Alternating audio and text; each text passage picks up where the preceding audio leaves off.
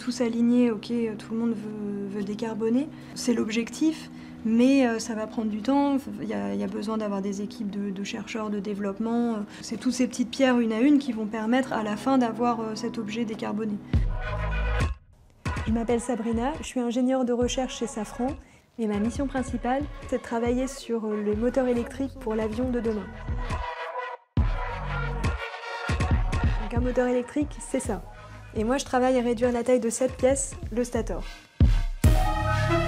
Un des enjeux actuels chez Safran, c'est la décarbonation et donc le fait de limiter l'emploi de kérosène pour les moteurs thermiques. Donc une solution, ça peut être de passer au moteur électrique. Voilà, ça doit aller dedans. Vas-y. Voilà, c'est bon. Tu clipses comme ça. On va pouvoir allumer un peu toutes les pièces. Un des inconvénients majeurs du moteur électrique actuel, c'est qu'il va falloir réduire sa masse, son poids, son volume. Par contre, en fait, en rendant ces moteurs plus compacts, leur température va augmenter et il va falloir mieux les refroidir. Donc c'est là qu'il va falloir trouver des solutions innovantes pour pouvoir évacuer cette chaleur et envisager d'utiliser ces moteurs dans les avions de demain. Et ce refroidissement va également avoir un impact sur les pièces mécaniques. Alors du coup, là, je lance l'impression de ma pièce.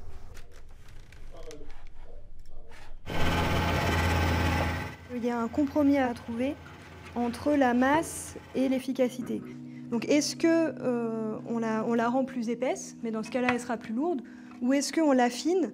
Mais alors dans ce cas-là, il faut qu'on échange au quotidien avec les ingénieurs mécaniques pour refaire des calculs, et à la fois thermiques et à la fois mécaniques, pour vérifier que la pièce va bien fonctionner. Peut-être qu'en fait, ce qu'on peut faire, c'est juste renforcer un peu le capot. Ici, là, par exemple, tu vois.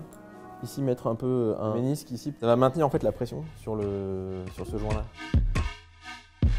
Il y a aussi un enjeu qui est fort, c'est la notion de fabricabilité. C'est-à-dire que la pièce, il faut qu'elle soit légère, il faut qu'elle soit performante, mais aussi il faut qu'elle soit réalisable à un coût acceptable. Donc la solution mise en œuvre, elle est quand même élégante. Elle n'est pas trop compliquée, mine de rien.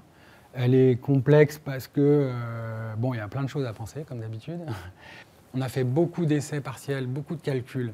On a beaucoup réfléchi, on a fait beaucoup de dessins. On a essayé, recommencé, amélioré. On en est ici à une V2, voire presque V3. Mais globalement, le risque, il est vraiment maîtrisé. À ce stade du projet, on a quand même fait un très bon travail, quoi. On fait de la recherche, on va dans l'inconnu. Donc des fois, on va explorer un chemin et on va se rendre compte que c'était un cul-de-sac. Mais déjà, ça en soi, pour moi, c'est un résultat, parce que ça veut dire que on sait que c'est un cul-de-sac. Donc on a déjà mis de côté cette solution. Et puis en général, on n'explore pas qu'une solution, on en explore plusieurs. Je pense que dans tous les cas, on aura ajouté une petite pierre et on aura appris beaucoup de choses, au moins.